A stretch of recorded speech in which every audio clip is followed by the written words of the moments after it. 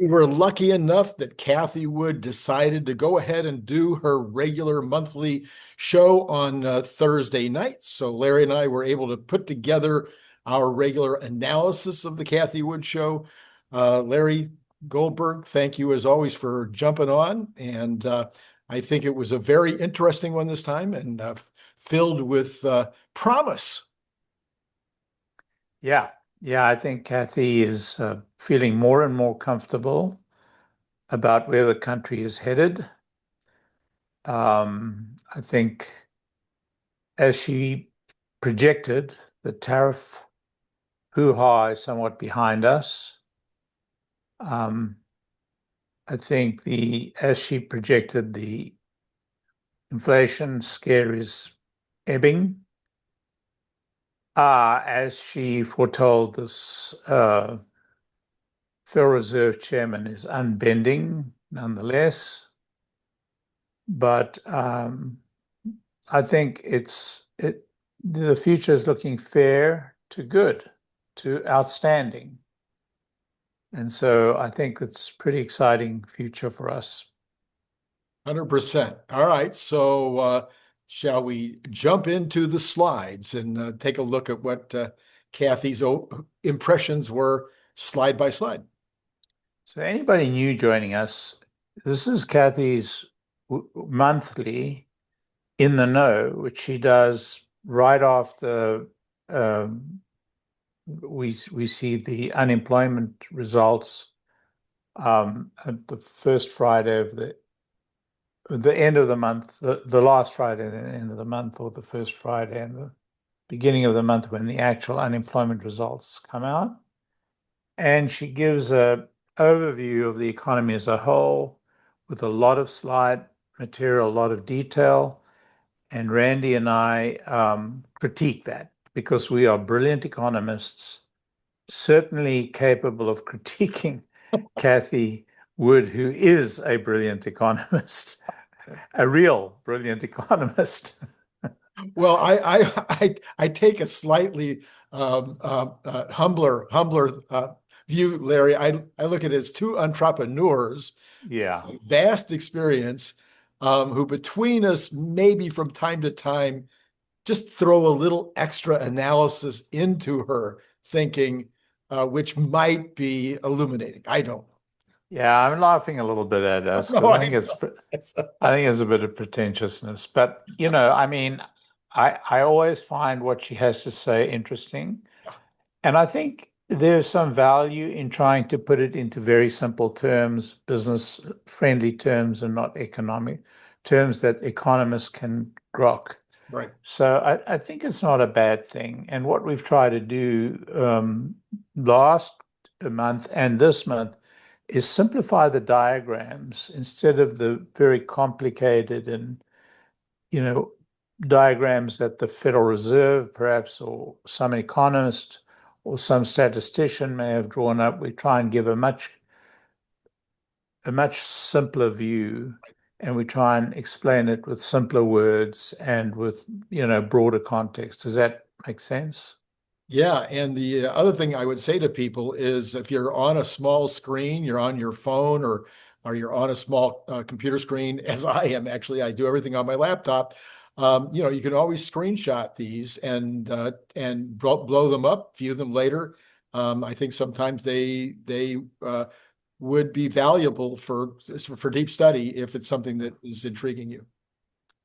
Right. So this is kind of the summary slide, which we put at the beginning rather that Cathie does at the end, just to give a sense to anybody, where we are and where we're heading. And Cathie's making it very clear that we're in this transition from the rolling recession to what she believes is going to be a boom ahead, driven by the productivity connected with the new technologies that are coming to market and that are coming to fruition, led by AI and autonomous technologies. I call them embodied AI rather than autonomous technologies, creating this immensely deflationary productivity gains, which means productivity gains even though causing prices to drop.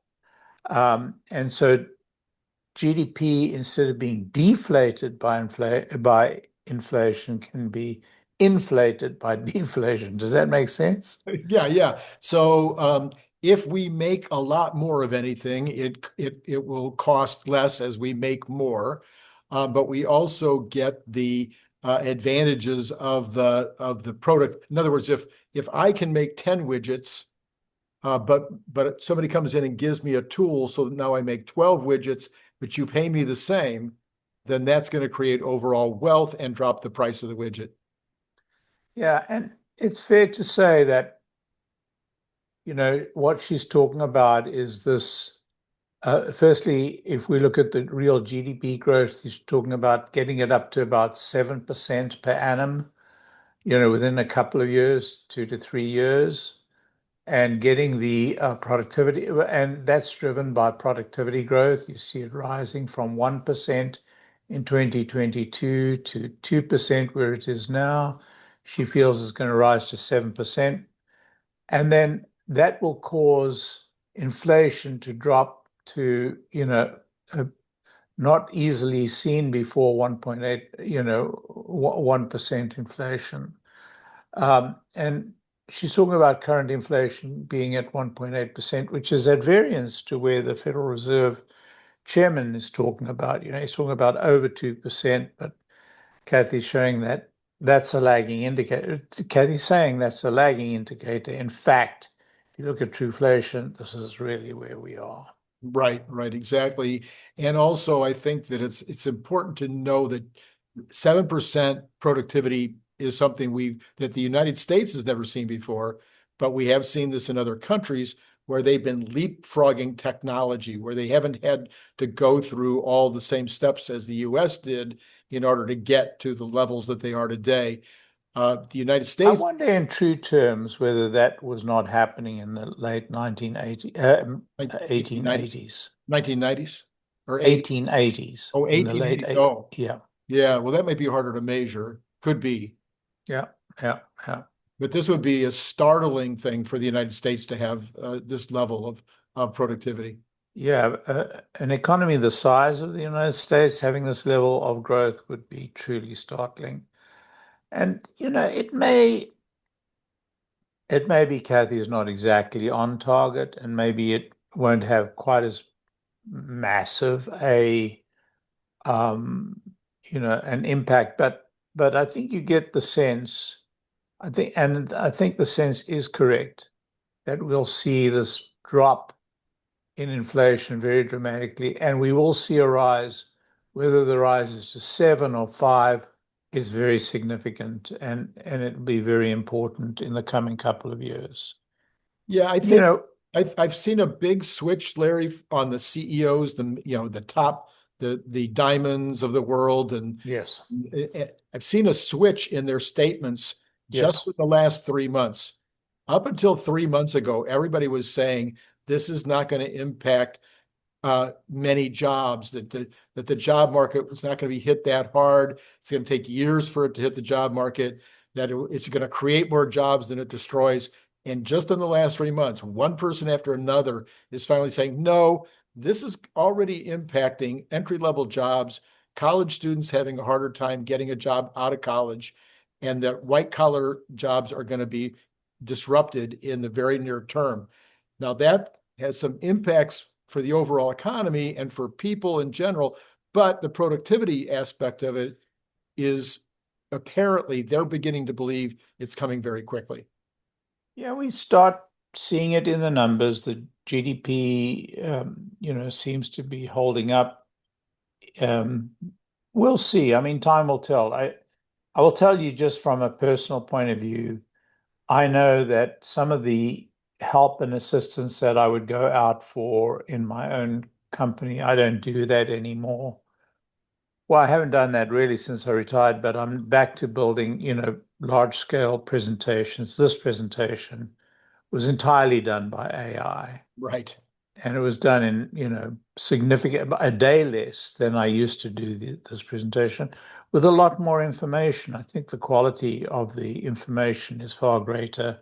And we see that we're able to combine several of Cathie's slides into a single slide to give the whole story, rather than to have to throw 3 or 4, original slides and then explain what they mean one to the other. Here we can show it all together. Uh-huh. So it's kind of a very clear indication of both the saving in terms of cost, but also the quality improvement. 100%. Having said that, there's still quite a bit of work to train the AI and improve the AI and to correct the AI. So there's a lot further to go with AI than we've been, but it's very, very impactful already. Mm-hmm. So then we can look at the fiscal policy revolution, growth through tax reform and investment incentives. And really, I'm putting several slides of Cathie's together here, where we're talking about the federal deficit reduction strategy as Besant has explained it to us, as Trump is implementing, quite, I would say, with enormous impact, and probably more impactful than any president in my history from an economic point of view, where the focus is, even though the current account deficit is 7.5% of GDP, we're targeting a 3% deficit, within 5 or 7 years, and we're going to do that through reducing the corporate tax rate to 14%, with growth versus austerity of the target. This corporate tax revolution providing huge investment incentives, and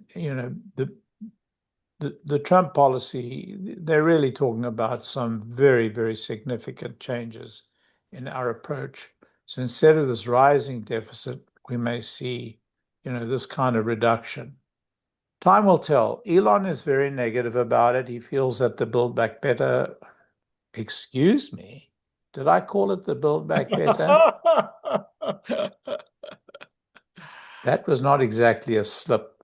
That may have been intentional. Okay. Yes, Yeah. yes. A big, beautiful bill. Is that right? Big, Yes, beautiful big, bill. beautiful bill, yes. Which is now a big, beautiful act. Yeah. Or will be, I guess, as Trump signs it. Has he signed it yet today? Signing it at 5 o'clock Eastern. Yeah, so by the time everybody watches this, it may be signed. Right. But yeah, honestly, I'm a skeptic. But this is the intention, and Cathie feels quite positive about it. Yeah, I'm not a skeptic at all. I think Besant is brilliant. I think that Besant said of Trump the other day that he is probably the most financially astute president in 100 years. And he's been dealing with them obviously on a daily basis now for months and months and months. So he would know how smart Trump is on these financial matters. And I think that the combination of the income from tariffs, the income from a faster growing GDP, the reduction that we're already seeing in terms of government spending, which has also been promised by Johnson today.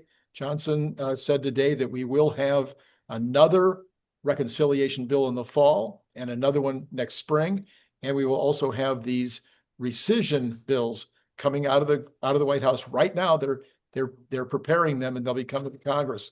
So if we can get the spending down and get the revenues up, then we will get the interest payments down, maybe get the interest rates down, which will further reduce the interest situation. And this is what Besant is promising.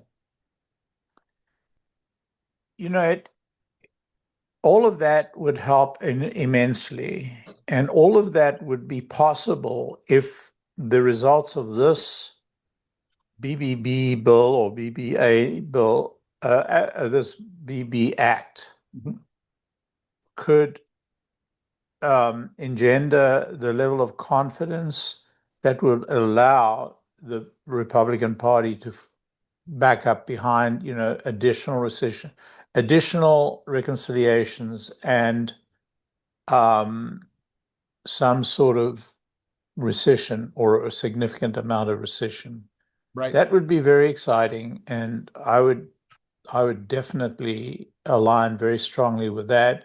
And that may be enough to bring Elon on board. Right. I think Elon's also very disappointed with the fact that all of the incentives for EVs and energy generation have been removed, even while incentives for petrochemical energy and products have been encouraged. Mm-hmm. I think that's, you know, part of the issue, but that's not really today's focus. Today's focus is, you know, this is the best espoused, explained, and implemented policy I've ever seen. I'm not saying from a policy point of view it's perfect. I don't know. I don't know enough, and I have to trust in what Besant is doing. But I've never seen a clearer exposition of economic policy since Reagan. Yeah. And Reagan was unable to implement his own policies. Yeah. You know, but in this case, within 5 or 6 months, Trump has not only espoused a policy, but he's actually implemented a policy, which is an extraordinary event. It is. Absolutely extraordinary. So, you know, here's hoping. That's right. So then we can talk about monetary policy and monetary growth. And I've tried to simplify the graph, which is a little difficult to understand. But so what I'm showing is that M2 growth has declined very dramatically. And really, when M2 growth declines, as long as velocity of money doesn't pick up dramatically, which it has not, then you're going to get a reduction in inflation. And it's going to lag. It's going to be behind the reduction in monetary supply. And so we see that happening. But nonetheless, what's happening is that the Fed funds rate has remained very high, and the result is that we see that the yield curve has still remained inverted, and so short-term money is still more expensive than long-term money, which is kind of makes no sense at all, and it generally means that, you know, that we are either in or have just come out of a recession. And that's the rolling recession business. Here's another thing, though, that Besant brought up, and this is one of the reasons you watch this show. I just spend a lot of time listening to all of this stuff and reading a lot of news. And so sometimes we pick up things on this channel that you're just not going to hear on any other channel. But Besant said yesterday, when he was interviewed by, I think it was CNBC, that he is going to be pushing the short-term bonds. He says, I don't want to be borrowing at 4.25% Correct. for 10 years. He says, so we're going to concentrate on selling short-term bonds to cover the treasury deficits. So if he's going to be putting more short-term bonds out there, then the rates are going to go up because you're going to have more supply and you're going to be trying to sell more supply. Well, that's going to make people are going to have to, you're going to pay less. I'm sorry, you're going to pay less. It's always so confusing on bonds. Yeah. But you're going to pay less and the rates are going to go up. This might result, though, with fewer 10 years being sold, then you're going to have a shortage of supply of those, and therefore those might drop in the yields. And you know, the interesting thing is, thank God for Besant, because he actually understands these things. Yeah. The interesting part of that is that just a few years ago, we had this idiot, Janet Yellen for a Treasury Secretary, and she funded short-term bonds Right. when the long-term rate was at the lowest in history. Right. What is the matter with people? I mean, this happens when you have a Treasury Secretary who's got no experience in the real world. None. Right. Zero. Right.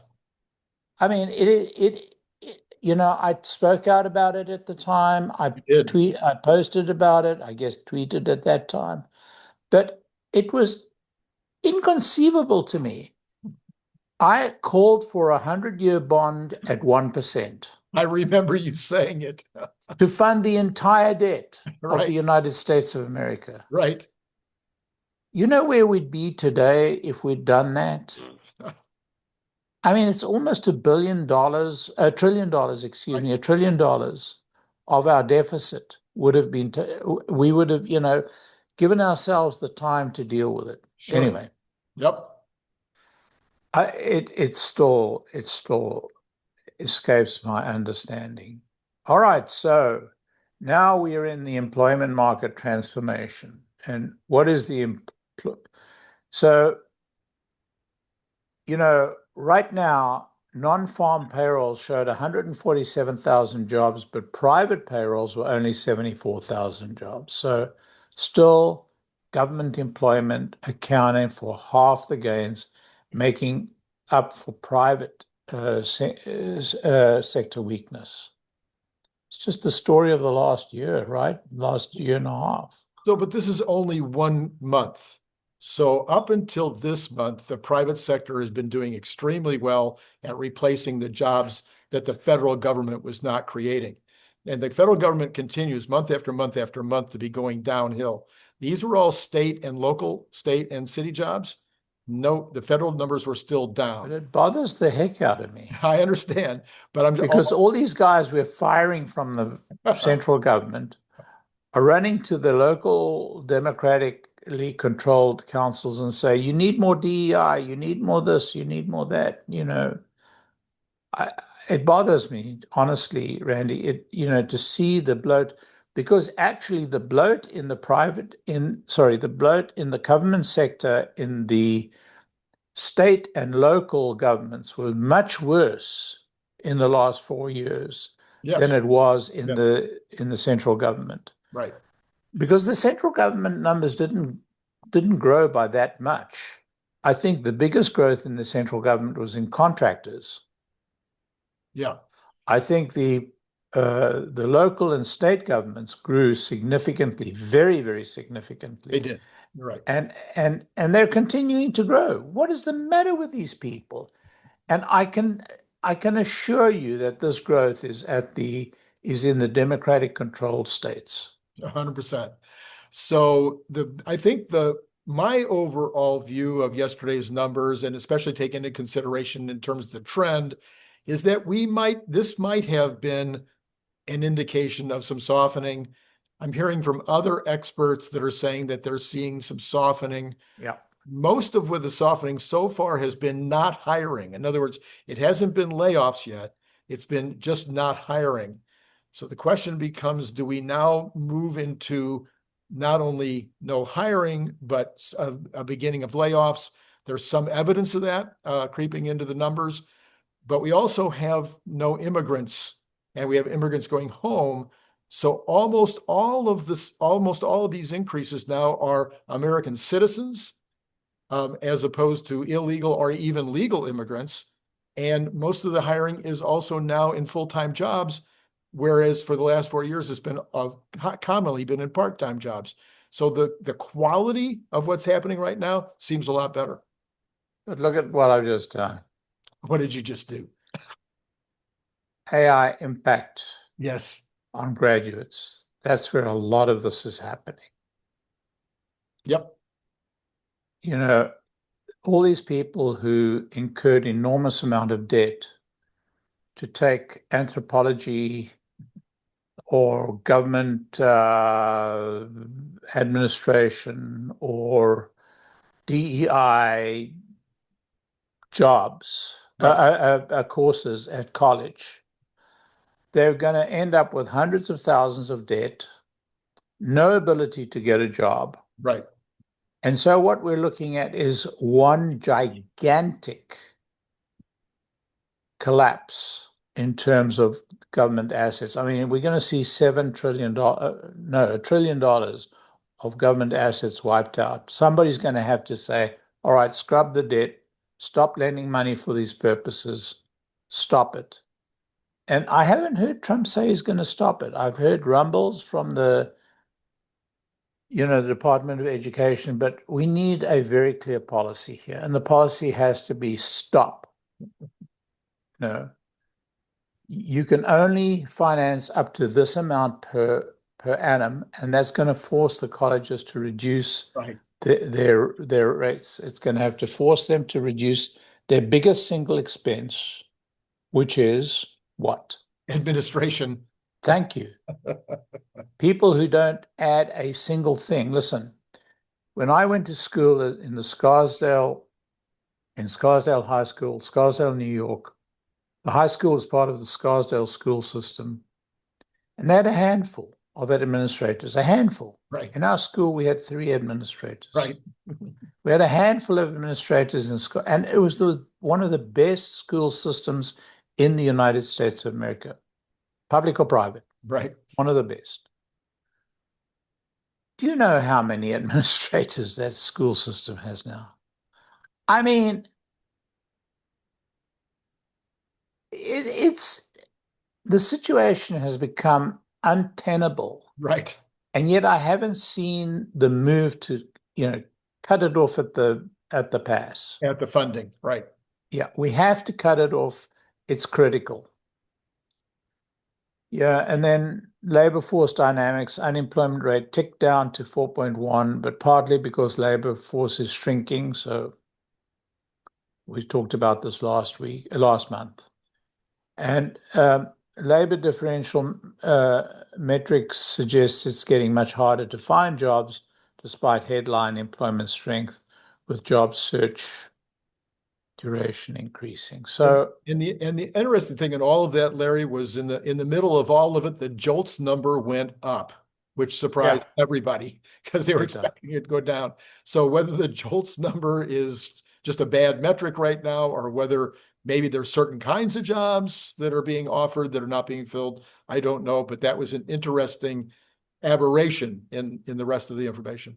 But a week before this fine job report, we got the private, what was the private company that does the payroll report? The day before, ADP. ADP. It was the day before, felt like a week before. And it is very, very, it was a very, very weak report, an incredibly weak report. Yes. Maybe negative ADP don't do a lot of state. Negative 33,000, I think. Yeah. Yeah, maybe they don't do a lot of state. Well, I went into depth and analysis on that one, and where most of the losses were in small business. Ah, yeah, that makes sense, and so that really speaks to what that really reinforces what I'm talking about here. So the rolling recession reality. So manufacturing, contracting, the PMI is really down. It's been below 50 for an extended period. When it's below 50, it means it's declining. The services sector is in stress. So for the first time, services are beginning to show significant weakness. And consumer spending is weak, and that's a big negative. So 3-year cycle of different sectors contracting sequentially rather than simultaneous broad-based recession, creating a prolonged but less severe downturn. And this may be, the culmination of the rolling recession. We don't know. Or it could be bad numbers, because these are mostly surveys. And they had the PMI and the S&P numbers came out on, I think those were also on Thursday, and they were the opposite of each other.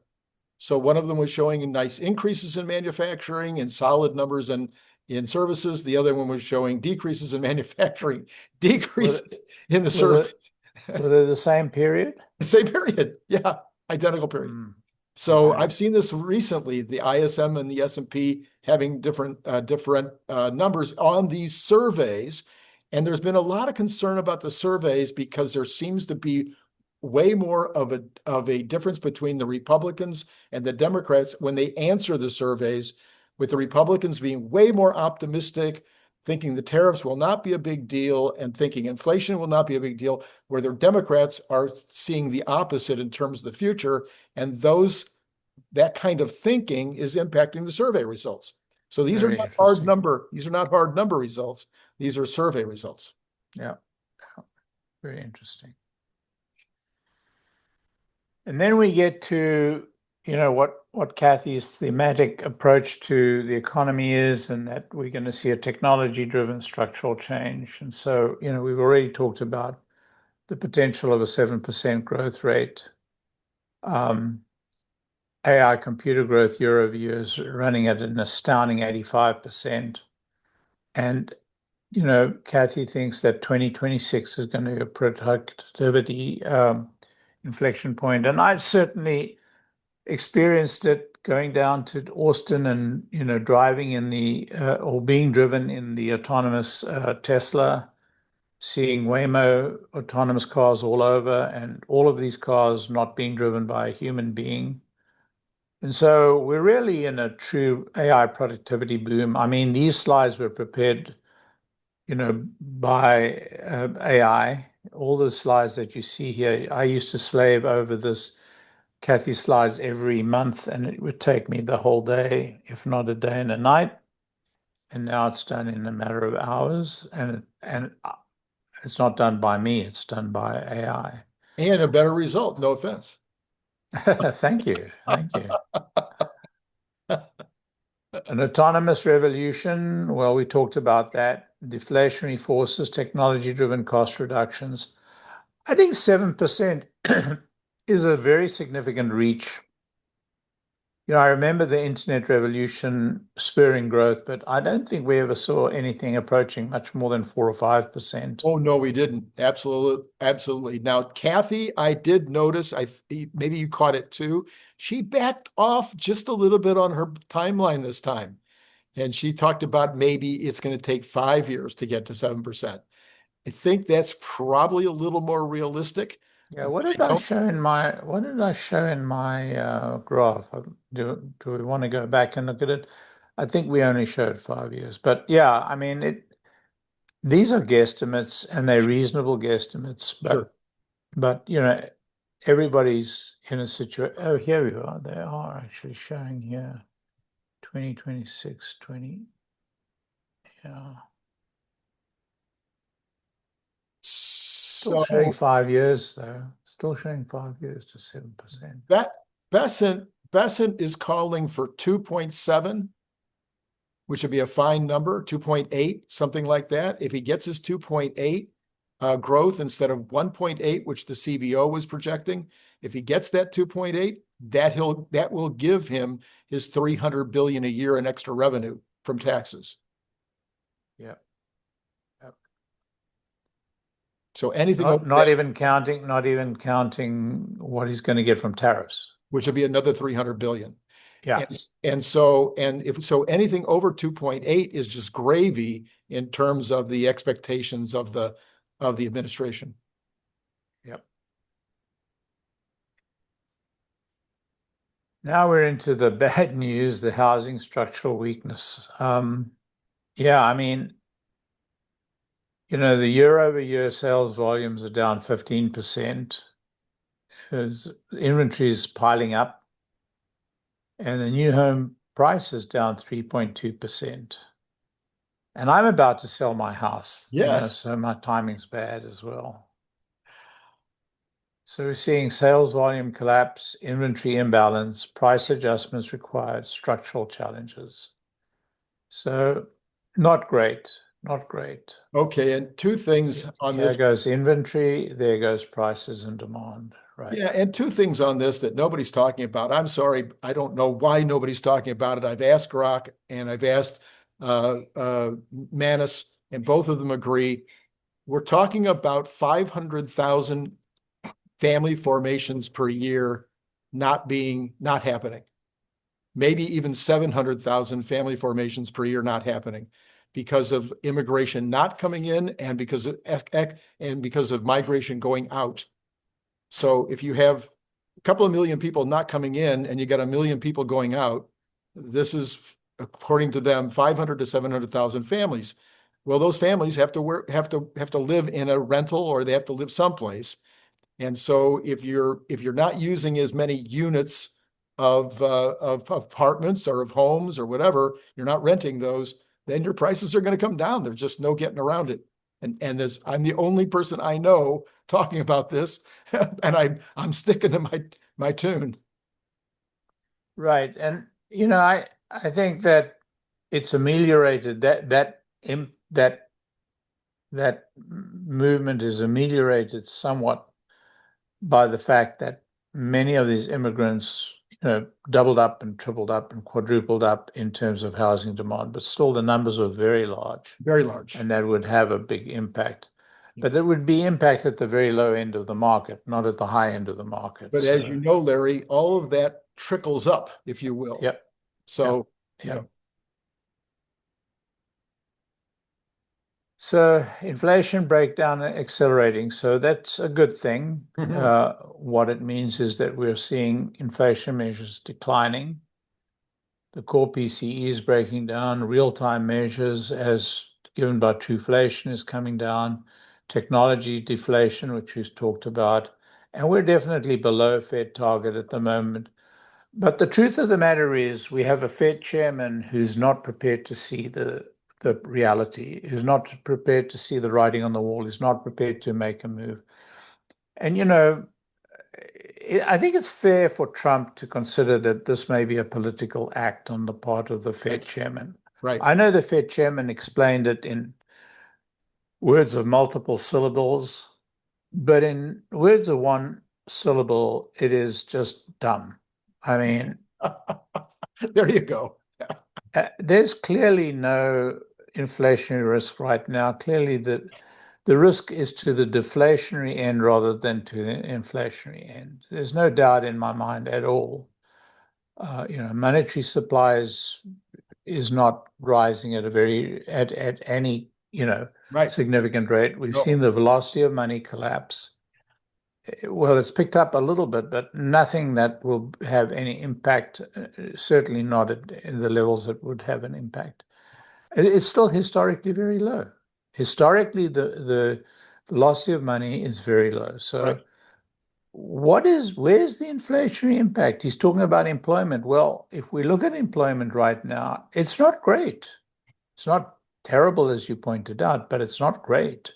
And we're starting to finally see that the wages, while still better, in other words, there's still a 1.7% increase in real earnings for the first 5 months of Trump, which is a record. There's never been a 5-month period in history that's seen a 1.7% increase in real earnings. So this is another great Trump victory where the folks are actually getting more money in their paycheck on a real basis. But that's happening at the same time that we have this disinflation, and it's going to get more so. If you go category by category through Truflation's numbers, there's just no place for inflation to come back. Yeah. And in fact, housing prices, which is a very significant portion of inflation, big piece. It's quite clear to anybody who's got a brain or got a neuron left in his brain that price is coming down. Yep. And so we haven't begun to see the impact of that. No. That's a lagging indicator anyway. Right. It's come down over the last few months. It hasn't impacted yet, and it's continuing on its way down. So I don't want to keep lacerating the poor chairman of the Federal Reserve. He's getting enough from somebody who counts like Trump, I don't see how one can defend him. It's very hard. He has said specifically himself, I heard him say it a couple of times, tariffs are not inflationary, they are price increases. He says, yes, there can be a knock-on effect from the price increases that might cause inflation, but there's nothing else in the system that would suggest that's going to happen. So if tariffs are only a price increase and that therefore they would be quote unquote transitory, as Bessent said, therefore the Fed chairman, if he uses his own criteria, should be lowering rates right now and probably by a full percent. Or let's look at the history over the last 3 months. Have we seen price increases because of tariffs? No. So really seriously, where is the man's head? Amazon said the other day they are not seeing any price increases due to tariffs. Exactly. And this brings us to the final slide. Sorry, penultimate slide. Market resilience and innovation, positioning for productivity boom despite near-term uncertainty. So again, Cathie is telling us that the market is resilient, innovation is here, the financial sector is in transformation through blockchain technology and digital assets, and the United States is globally extremely well positioned. 30-year credit spreads are very low, which means the credit markets are not at risk. The S&P year to date is 12.4% up, and Bitcoin to gold ratio is up by 18.7%. So everything's golden. Yeah, everything except for two things. We only need two final things to, although you could challenge my thinking on this, but we've got the dollar down. Yes. About 11% year to date, which is the fastest drop I think ever recorded in 5 months. But people forget to take into consideration that the dollar jumped about 7%, 6% after Trump was elected. So when you take the net of the bump and then the fall off, it's not as bad as it looked. Moreover, if you look long term, the dollar is still in pretty good shape against the world basket of currencies. Well, that's what I didn't make a slide for that, actually. I should have. There is a slide if you go and watch Cathie's presentation, there's a slide where she shows the dollar's value against a basket of world currencies rather than the seven, Major, 8 currencies of the leading currencies, and the dollar is pretty stable against them. yes, even high. Well, yes. I mean, it's consistently high. It remains consistently high. Yeah. So that's what I mean by stable, actually. But yeah, I mean, it's so weird. Well, the Federal Reserve Chairman, they should abolish the Federal Reserve in its current form. The Federal Reserve needs to become, an agency of the United States. Well, Bessent also pointed out, I love Bessent because he says the quiet parts out loud. And he said that only 2 members of the current board are Republican leaning. Only 2 of them would have kind of the conservative thinking. And almost all of their employees are voting Democrat, are contributing to Democratic causes. So we have that entire piece of government that has got this independence, which is thinking through a liberal mindset as opposed to a conservative mindset. So this has got to impact the thinking when they vote for whether to raise or lower. Yeah, Randy, it is true, though, that the whole federal bureaucracy leans strongly Democratic. Right. The value of the fact that it's part of the executive arm of government is that a Republican president can put in leadership into these agencies that do not allow that kind of leaning to change. But that's not true at the Federal Reserve, and that's why I think that we have to change the governance of the Federal Reserve. Yeah. There has to be a certain degree of independence, but it cannot be unconstitutional. It cannot be extra constitutional, is really what I'm saying. And there's nothing in the Constitution that permits the Federal Reserve. There's nothing in the federal government in the Constitution that encourages the Federal Reserve. And if they want a Federal Reserve that is independent, if people want that, then they should create an amendment to the Constitution that says that. Mm-hmm. Whether it would be supported by the populace in general, I don't know. I don't care. But what I do care is these extra constitutional departments and these extra constitutional agencies that have been promulgated and continue to be promulgated. I mean, the last one was this ridiculous. What was the one where they checked they tried to protect credit and all that? Oh, yes, right. The smoot, no, yeah. Federal I don't know, but yes, I can't remember it now. Yeah. It was owned by, this the lady who was an Indian. I mean, don't get me started. I guess I shouldn't. Yeah, right. I shouldn't. What we do know, there's a couple of other things. Oh, did you have more? Okay. I do have more. One more slide. Go ahead. And it's again the issue of, what we've tried to put together is Cathie's view of the world in terms of what the real GDP is going to grow at, what the Fed funds rate is likely to be, what the inflation rate is likely to be over time. And, we run it through to 2028. And then, what the bullish factors are, and we've spoken about that, what the risk considerations are, what the contrarian insight is, and what the positioning strategy is. So current marketing positioning, says the contrarian insight, suggests most investors are not prepared for the magnitude of the coming productivity boom. Consensus remains focused on inflation risks rather than deflationary impact of technology. If you're a Tesla investor, this is not your position. Yes, that's true. You really do believe in, embodied AI. You really do believe in the revolution that's coming. You really are betting big in that regard.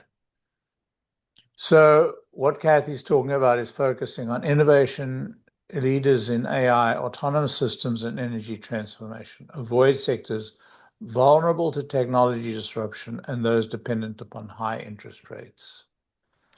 So, this is the ARC thesis. Yes. And I think the only thing I'd love to add to this, and she, I think, was only hoping that the BBB would pass, which you've talked about already. I think Trump now has his three-legged stool. He's got all three legs of the stool. So he's been able to push through the tariffs. He's been able to push through the BBB. The third leg of the stool is deregulation. This is the combination that they believe in the White House will bring us to the golden age. And I've been saying over and over again, I'm sure he reads all my posts. I've been reaching out to Elon multiple times a day saying, give Trump 6 months. He got everything he wants. If 6 months from now, we're not seeing some evidence or clear evidence in the numbers, okay, now let's talk about what you might have to do to right the country if it's really still going off in the wrong direction. But I think Trump deserves, based on his successes to date, he deserves a 6-month run. Well, I'd like to speak to that. Sure. In slightly different terms. What are the terms I want to speak at? Let me switch off this share.